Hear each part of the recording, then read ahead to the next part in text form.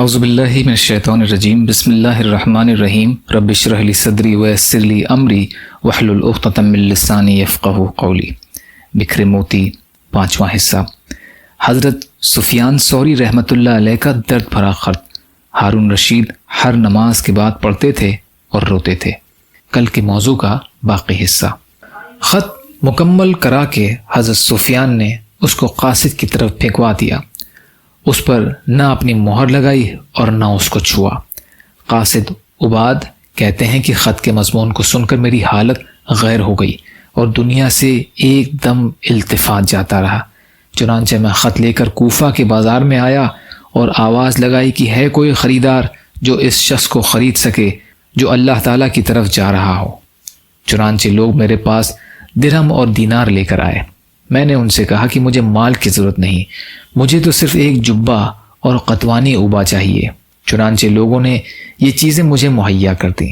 چنانچہ میں نے اپنا وہ قیمتی لباس اتار دیا جسے میں دربار میں ہارون کے پاس جاتے وقت پہنتا تھا، اور پھر میں نے گھوڑے کو بھی ہکا دیا۔ اس کے بعد میں ننگے سر پیدل چلتا ہوا ہارون رشید کے محل کے دروازے پر پہنچا۔ محل کے دروازے پر لوگوں نے میری حالت کو دیکھ کر میرا مذاق اڑایا اور پھر اندر جا کر ہارون سے میری حاضری کی اجازت لی۔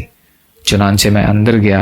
ہارون رشید نے جیسے ہی مجھ کو دیکھا کھڑا ہو گیا اور اپنے سر پر ہاتھ مارتے ہوئے کہنے لگا، ہائے بربادی، وائے خرابی، قاصد آباد ہو گیا اور بھیجنے والا برباد ہو گیا، اب اسے دنیا کی کیا ضرورت ہے۔ اس کے بعد ہارون نے بڑی تیزی سے مجھ سے جواب طلب کیا۔ چنانچہ جس طرح سفیان ثوری نے یہ خط میری طرف پھینکوایا تھا، اسی طرح میں نے وہ خط ہارون رشید کی طرف اچھال دیا۔ ہارون رشید نے فوراً جھک کر ادب سے اس خط کو اٹھا لیا اور کھول کر پڑھنا شروع کیا۔ پڑھتے پڑھتے ہارون رشید کے رخسار آنسوؤں سے تر ہو گئے، یہاں تک کہ ہچکی بن گئی۔ ہارون رشید کی یہ حالت دیکھ کر اہل دربار میں سے کسی نے کہا کہ امیر المومنین، سفیان کی یہ جرت کہ وہ آپ کو ایسا لکھے، اگر آپ حکم دیں تو ہم ابھی سفیان کو پکڑ کر قید کر لائیں تاکہ اس کو ایک عبرت انگیز سزا مل سکے۔ ہارون نے جواب دیا کہ اے مغرور، دنیا کے غلام، سفیان کو کچھ مت کہو، ان کو ان کی حالت پر رہنے دو۔ بخدا دنیا نے ہم کو دھوکہ دیا اور یہ بدبخت بنا دیا۔ تمہارے لیے میرا یہ مشورہ ہے کہ تم سفیان کے مجلس میں جا کر بیٹھو، کیونکہ اس وقت سفیان ہی حضور صلی اللہ علیہ وسلم کے حقیقی امتی ہیں۔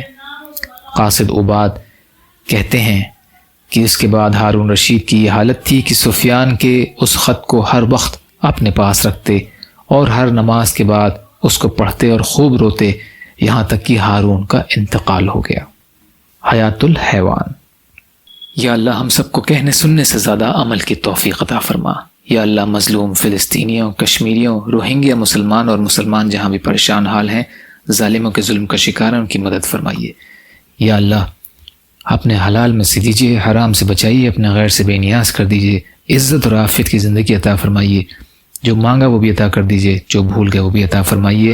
سبحان ربک رب العزت عما یصفون والسلام علی المرسلین والحمد للہ رب العالمین برحمتک یا ارحم الراحمین۔